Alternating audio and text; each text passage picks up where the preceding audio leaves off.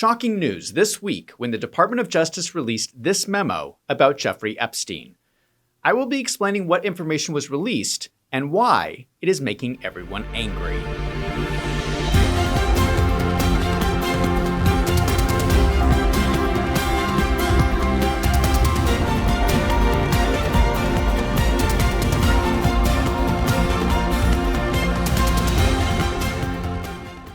On July 6th, this two-page memo was reported on by Axios. This is a joint statement by the Department of Justice and the FBI. In the memo, they explain they performed an exhaustive review of Jeffrey Epstein. No further information will be released. There is no client list. There is no evidence of blackmail. No third parties were involved. And Jeffrey Epstein killed himself. This is shocking, coming from an administration that campaigned on releasing information about Jeffrey Epstein. They're making these statements that seem to contradict the facts that we know about Epstein. And also, there are a lot of strange things about this memo.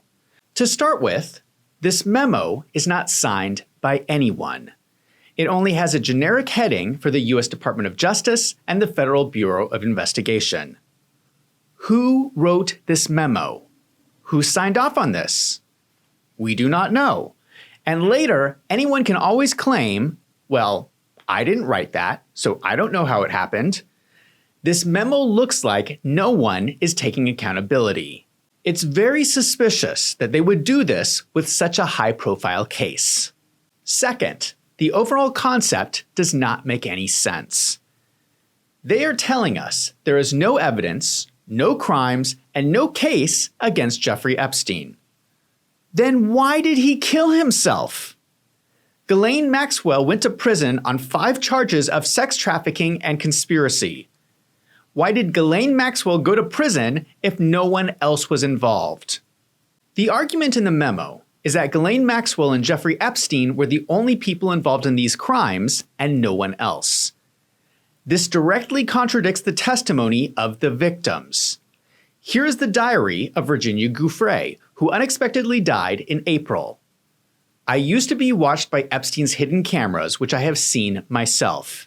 The FBI have the archive footage showing me being abused by other men, used as blackmail.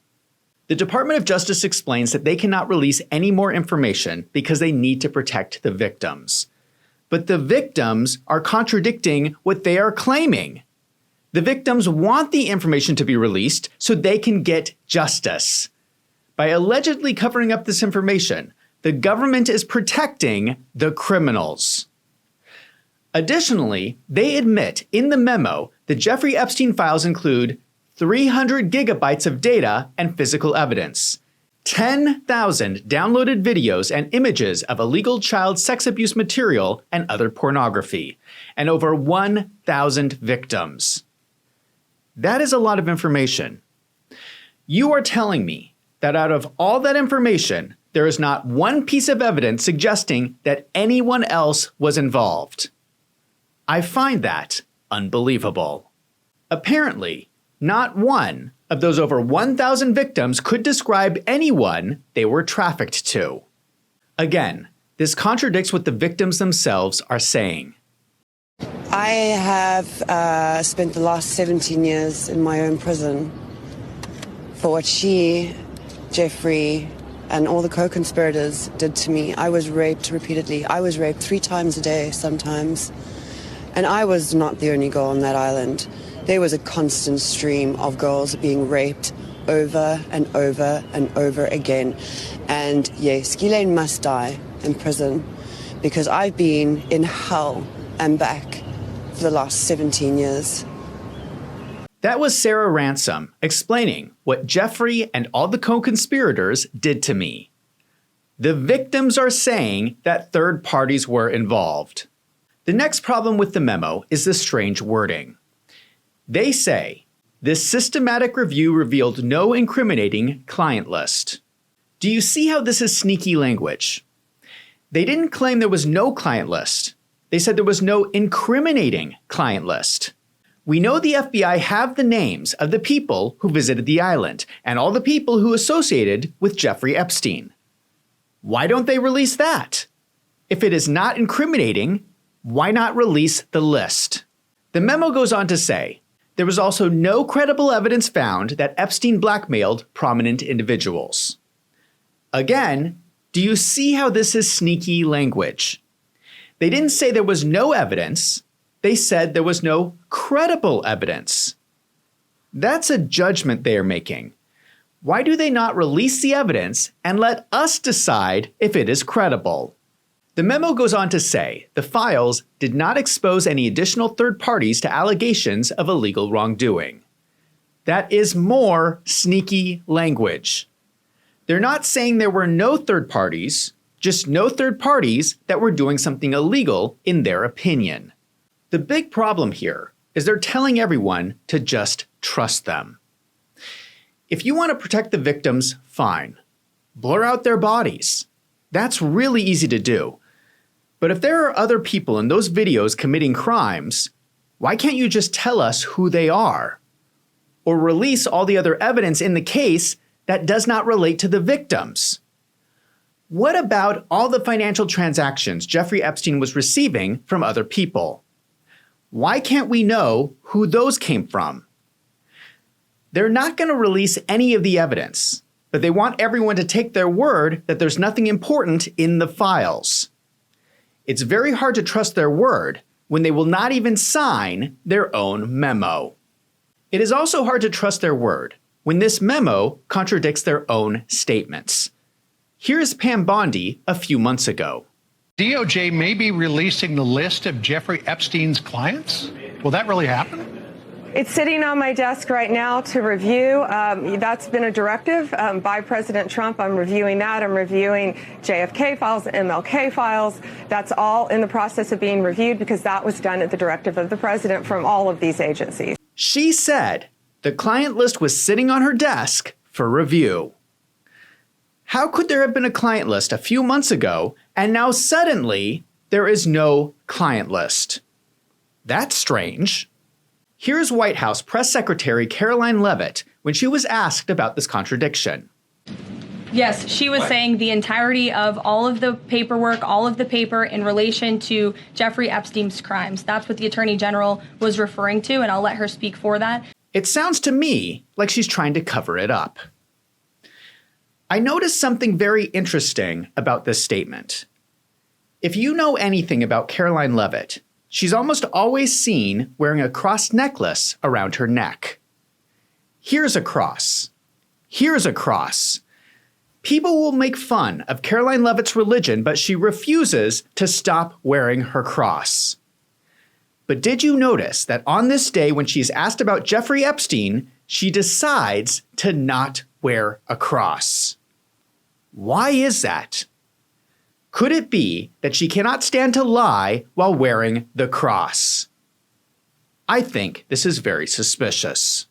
Here's Alina Habba, who is now the acting U.S. Attorney for the District of New Jersey, who said this in February. But in this case, in Epstein's case, it is incredibly disturbing. We have flight logs, we have information, names that will come out. Is it going to be shocking? I don't see how it's not shocking that there were so many individuals that were hidden and kept secret and not been held accountable. Let's talk about the reverse. I believe in accountability. So you have to now go through your process. Now, I won't say they're guilty until they go through their time in court. But again, now it's time for accountability. We have seen for so many years, Pierce, in this country, many investigations, subpoenas, testimonies in Congress, et cetera, et cetera. But there's a general frustration with accountability. We take it halfway. We don't take it home. And I really believe that now with Cash and Pam, there will be accountability. She says we have flight logs, information, names that will come out. That sounds like a client list to me. Why can't they release that?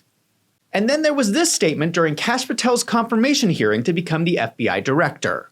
I want to talk to you about the Epstein case. I have worked on this for years, trying to get those records of who flew on Epstein's plane and who helped him build this international human trafficking, sex trafficking ring. Now, earlier, I urged then Chairman Durbin to subpoena those records.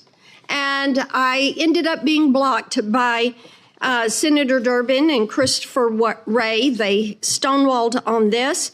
And I know that breaking up these trafficking rings is important to President Trump. So according to Marsha Blackburn, Senator Dick Durbin blocked the client list from being released.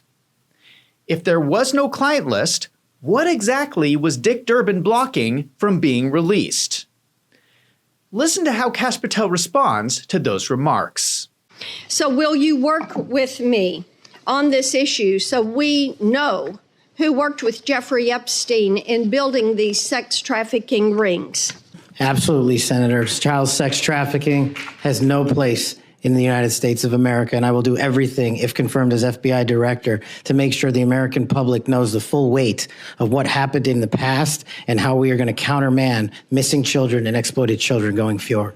He says, I will do everything, if confirmed as FBI director, to make sure the American public knows the full weight of what happened in the past. It certainly does not sound like he's fulfilling his promise. With all these contradicting statements, how are we now supposed to just take their word for it?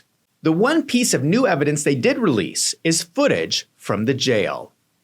This video file is stored on the justice.gov website, and you can go view it yourself. This is the video that Kash Patel talked about in his previous interview with Joe Rogan. But the problem is there's been like 15 years of people coming in and creating fictions about this that doesn't exist. Where's the videotape of an Epstein Island of X, Y, and Z committing these frauds? Why haven't you given it to us? Do you really think I wouldn't give that to you if it existed? I'm working my ass off, along with the leadership at the Bureau and DOJ, to get you what we're allowed to give you. And you're going to get the video of the cell, and you're going to see for yourself. And we will never be able to convince everyone. It is funny that he describes it as video of the cell, because what they released was not video of Jeffrey Epstein's cell, but of the common area. Here is the camera. The video shows cell 46, but Jeffrey Epstein was in cell 220. I'm going to show you cell diagrams, and these are from the official DOJ report on Jeffrey Epstein's death. Jeffrey Epstein's cell was here. The camera was located here with a massive blind spot that does not cover Epstein's cell.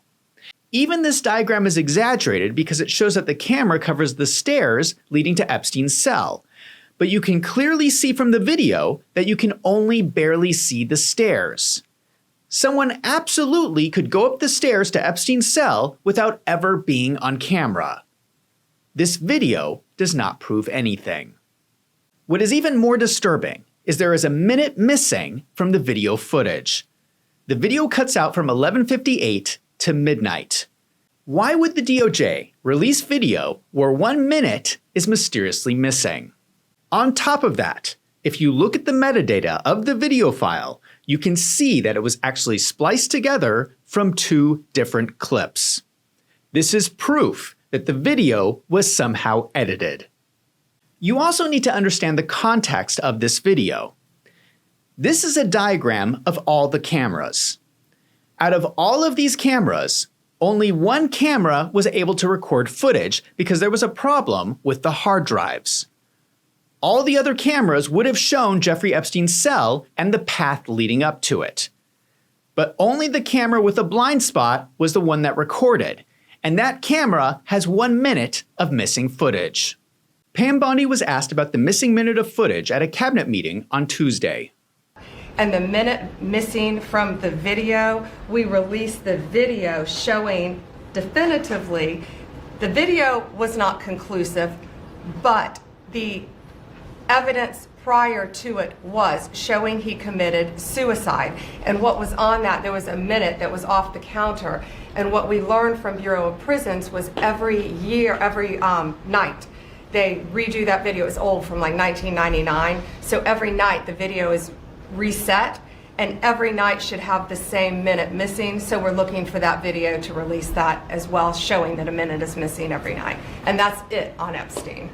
She says there was a minute off the counter. This is preposterous.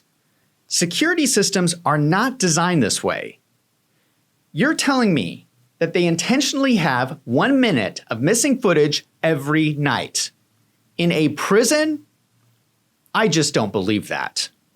But one of the most suspicious things about this memo is one sentence that reads, "The FBI's independent review of this footage confirmed that from the time Epstein was locked in his cell at around 10:40 p.m. on August 9th, 2019 until around 6:30 a.m. the next morning, nobody entered any of the tiers in the shoe."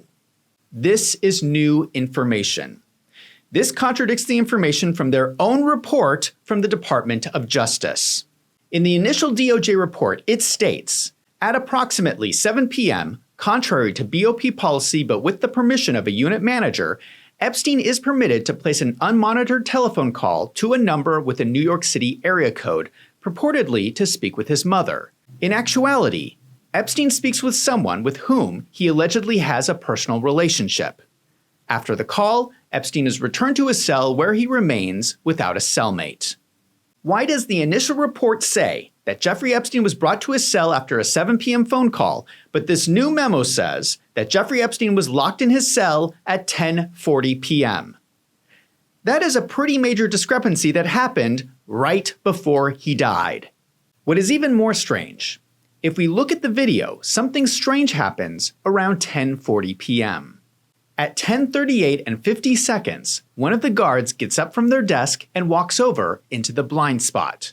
Then shortly after, at 10:39 and 45 seconds, if you look closely, you can see a few pixels of an orange jumpsuit of someone walking up the stairs towards Jeffrey Epstein's cell. Can you see it? Now, just to be clear, prisoners are usually locked in their cell at night. They don't just let prisoners walk around the cell block at 10:40 p.m. So who was that person walking up the stairs to Jeffrey Epstein's cell? I'm not making it up that someone went up the stairs, because the initial report also mentioned that they could see this in the video. They say the Office of Inspector General determined that at approximately 10:40 p.m., a corrections officer, believed to be Noel, carried linen or inmate clothing up to the L tier, which was the last time any corrections officer approached the only entrance to the special housing unit tier in which Epstein was housed. I find this statement bizarre. They say this person is believed to be Noel. You mean they don't know? This is the person they are claiming is the last person to see Jeffrey Epstein alive, and they're not sure who it is? How can they then use this person's testimony to establish the time? And out of the handful of guards that were on duty that night, how can you not determine which one walked up those steps? There are not that many people it could have been. Do you understand what is happening here? We have video of some orange jumpsuit moving up the stairs towards Jeffrey Epstein's cell at 10:40 p.m. The DOJ tries to explain this by saying that a corrections officer was walking up the stairs carrying inmate clothing. Why? Where were they taking it at 10:40 p.m.? Where did they put it? This is such a bizarre thing. Wouldn't someone remember why they did that? We can see in the video that the color is the full length of a person. So why were they carrying it unfolded so the camera could capture the full length of the clothing? And why were all the other cameras turned off? This whole explanation does not make any sense. Or does it make more sense that this was another prisoner going to murder Jeffrey Epstein? I think this video footage raises more questions than it answers. What makes matters worse is people keep acting suspicious. At the cabinet meeting Tuesday, Trump said this. Are you still talking about Jeffrey Epstein? This guy's been talked about for years. You're asking, we have Texas, we have this, we have all of the things. And are people still talking about this guy, this creep? That is unbelievable. Do you want to waste the time, and do you feel like answering? I don't mind answering. I mean, I can't believe you're asking a question on Epstein at a time like this where we're having some of the greatest success and also tragedy with what happened in Texas. It just seems like a desecration, but you go ahead. Trump calls it a waste of time. He's trying to dismiss the whole thing. Don't look over here, people. There's nothing to see. With the way that Donald Trump is acting, it's pretty much convinced me that all the conspiracy theories about Epstein are true. When you put all this information together, it looks like, in my opinion, that Donald Trump is covering up Jeffrey Epstein and then using the information to blackmail people in Washington, D.C. I've said this before. When Kash Patel and Dan Bongino gave their first interview on Fox News and said that Jeffrey Epstein killed himself, this happened 2 days before the Senate unanimously passed no tax on tips. You said Jeffrey Epstein committed suicide. People don't believe it. You know a suicide when you see one, and that's what that was. He killed himself. And now this new memo leaked to the press just days after the big, beautiful bill was passed. I do not believe this is a coincidence. It is unheard of for bills to get passed like this. I think it sounds like blackmail. The public is furious about this. It looks like the Trump administration is lying to us when so many facts about Jeffrey Epstein are well known and documented. As part of our investigation, we spoke to Ari Ben-Mashani, who is a former Israeli spy. He said on the record unequivocally that Jeffrey Epstein was working for Israeli intelligence operations, the Mossad, and running a classic honey trap operation. That is, lure people inside, record their activities, and learn about their peccadillos and use it to blackmail them.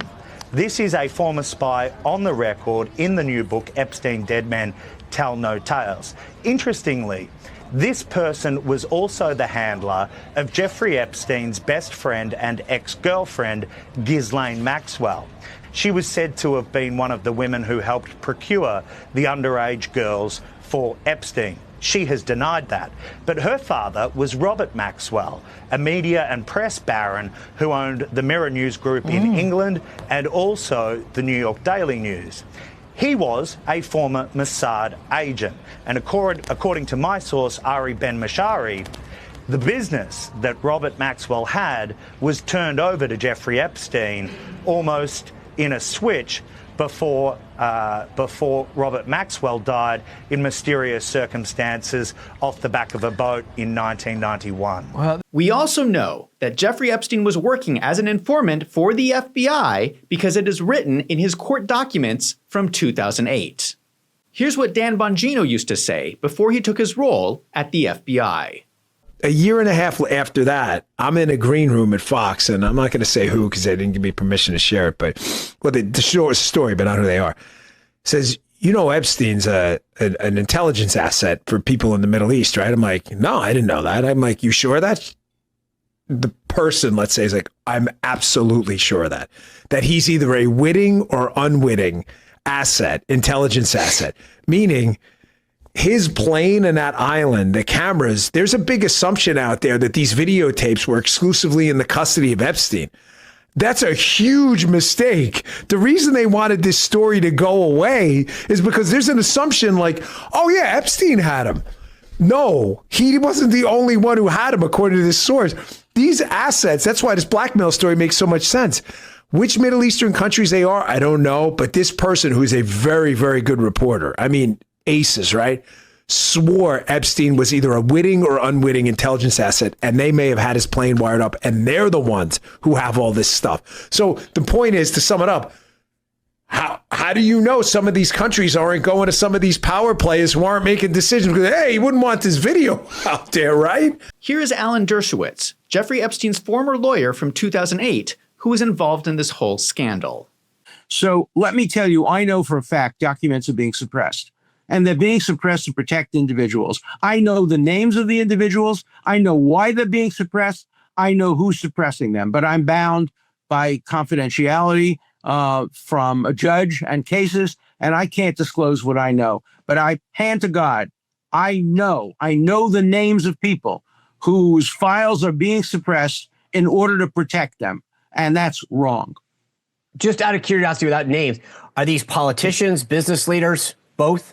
They're everything. And let me tell you, a lot of them are, at least one of them is somebody who was accused. We want total transparency on this. Every single document, no redaction. That's what I've said from day one. I waive any of my rights of privacy. Anything there is about me, I'm happy because it will be exculpatory, because I know I haven't touched a woman other than my wife from the day I met Jeffrey Epstein. I don't even hug people, but I was falsely accused and I was able to prove it. And I was able to prove it through documents. And I want other people to be able to disprove false accusations through documents. But these documents are being suppressed and withheld. Then we have this painting in Jeffrey Epstein's home showing Bill Clinton in a blue dress. This same artist also painted George Bush playing with paper airplanes, knocking over towers of blocks. I wonder what this could all mean. If you watch my channel, you know that I'm very pro-Israel. We all know that Israel has one of the best spy agencies in the world. I think that's a good thing. I think it is good that the US does joint operations with them.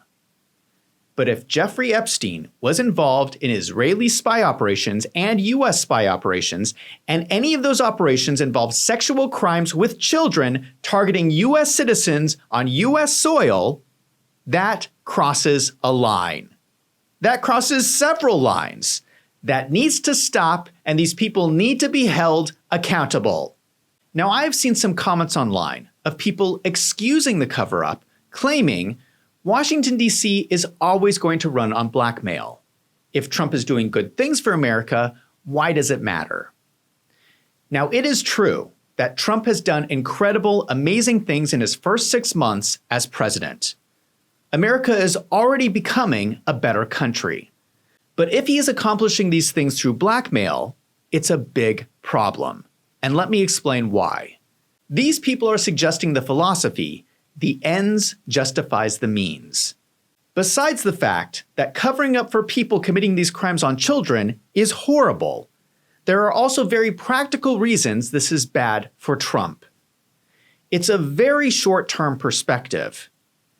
If Trump can get his bill passed by lying in the short term, he might get the immediate victory, but what about the long term?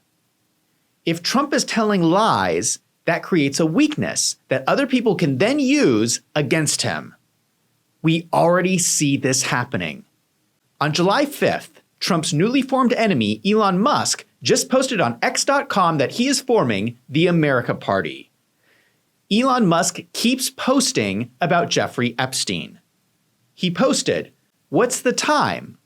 Oh, look, it's no one has been arrested o'clock again," with the official Jeffrey Epstein pedophile arrest counter showing 0.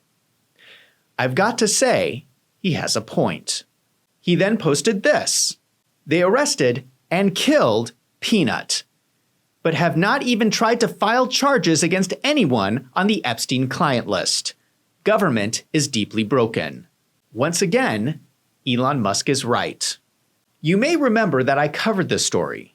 Peanut the squirrel was being raised as a pet. The government decided this was not allowed. They raided the owner's home, took Peanut away, and killed him by chopping off his head.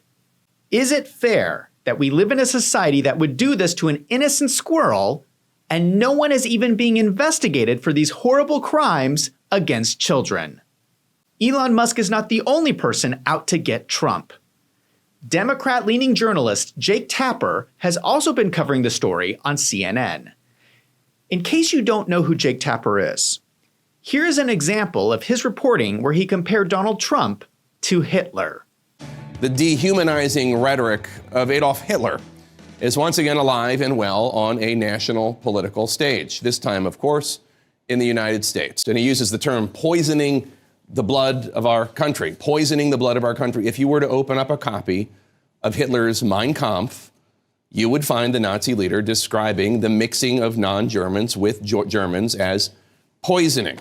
The Jew, Hitler wrote, quote, poisons the blood of others. This, according to Hitler, posed an existential threat to Germany because, quote, all great cultures of the past perished only because the originally creative race died out from blood poisoning, unquote. There's really no other way to say it. Donald Trump's language mirrors this directly. Now Jake Tapper is taking on the Jeffrey Epstein story. So what's really going on here? I mean, what's really going on? Well, experts such as our friend Julie Brown from the Miami Herald, who has been covering Epstein for years, say that the notion of Epstein having an easy-to-access client list is likely a red herring. And that's what the Trump administration is relying on, that there likely isn't a list per se. But they are also now relying on the fact that because it's MAGA influencers who often put forward so many falsehoods, legacy news media won't push the point, that while there might not be a list, there are certainly files that can be released. There's a trove of information that the Trump administration is right now refusing to share. Information that could well point to the powerful folks who availed themselves of the sex trafficking victims of Jeffrey Epstein. If you go, for example, to the FBI vault online, you can see that there are 22 files containing thousands of pages. Most of them are heavily redacted. Now, sure, of course, redact the names and identifying characteristics of the victims. But why not make the victim and witness testimonies public? As Julie Brown points out, there's still so much we don't know from the investigations by U.S. attorneys in Miami and in New York, witness interviews in the U.S. Virgin Islands and New Mexico. Brown writes that there's still more evidence that hasn't been published, including, quote, Epstein kept video cameras in most of his residences, and Epstein's autopsy, nor the report of the investigation into his death, has ever been made public. So while there may not be an official client list to be released, as the administration is now saying, there's a lot of extra information that is not being made public, despite Trump's Justice Department basically now saying case closed. This isn't going to go away. The public, you're being played for fools here. He makes a good point. Why can't we get the autopsy records for Jeffrey Epstein? That has nothing to do with any of the victims. Why is that being covered up? So Donald Trump is getting attacked from the right and the left on Jeffrey Epstein. He will probably survive and get through his 4 years as president, but he has absolutely screwed over the Republican Party going forward. I think Trump just lost the Republicans the election in 2028. If any Republican campaigns on bringing fairness and justice to Washington, who is going to believe them after this? Everyone is now realizing that Donald Trump is breaking promises that he made to us during the campaign. Bill Clinton. Nice guy. Got a lot of problems coming up, in my opinion, with the famous island with Jeffrey Epstein. That island was really a cesspool. There's no question about it. Just ask Prince Andrew. Now, if all Trump cares about is himself, maybe he doesn't mind. But the rest of us are going to face tremendous hardship when the Democrats take over everything again in 2028. Now, there was one person that predicted that this was all going to happen. That person is Andrew Tate. Now, I know Andrew Tate is controversial, but he is the one person who knew that the Epstein client list was never going to be released. So you talk about the Epstein list. I would argue it's a very similar scenario. It's all about money. It's all about who has the money and controlling the money. Is America as a country prepared to upset all of its richest people? I don't know. Is it? And I'm asking you as a professional, you're in charge of a country. Your primary objective is to keep your oligarchy happy, to keep the wealth inside of your nation, and to make them obey you when it comes to sanctions and such other things, and to ensure that the US dollar becomes and stays the predominant currency globally. There's a bunch of bloodthirsty brokies on the internet who barely pay taxes who want to go through a list. Who are you going to prioritize? Who do you care about? I'm not saying it's fair, but anyone who believes the legal systems are fair is a anyway. How did Andrew Tate know in advance this was going to happen? It could have something to do with the fact that his dad was in the CIA, and he was taught growing up how the world really works. Now, I do strongly disagree with Andrew Tate that we should just accept this as something that's okay. That's a very pessimistic way of looking at the world. I'm not going to just accept that the world is crooked and there's nothing we can do about it. We should not accept that Trump is allegedly lying to us. We should not accept a two-tier system of justice where rich people are treated differently than ordinary Americans. And there will be no more political persecutions and no more two tiers of justice. And they have liked having 2 tiers of justice. They have enjoyed it, and it has helped them. They think in their political mission, they've enjoyed targeting Catholics. They've enjoyed targeting parents. But the American people have said they want no more of that. And our colleagues know you're going to clean it up. We should not forget that Jeffrey Epstein is just one issue that people are concerned about. How come no one has been arrested for crimes that happened during the pandemic? How come no one has been arrested for what happened during the election in 2020? How come no one has been arrested for the January 6th pipe bomb, which we all suspect was an undercover US government agent? All of this is part of the deep state swamp that Donald Trump was elected to clean up. It's not fair that these rich elites are getting a pass when the rest of us are suffering. America is the one place in the world that is supposed to be different. The Declaration of Independence says, "We hold these truths to be self-evident, that all men are created equal." This was enshrined in the 14th Amendment of the Constitution that says, "No state shall deny to any person within its jurisdiction the equal protection of the laws." We should demand justice.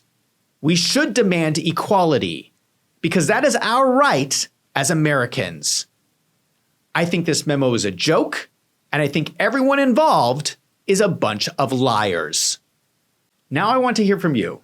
Do you think there's a cover-up with this memo, or do you think the administration is telling the truth? Let me know in the comments down below.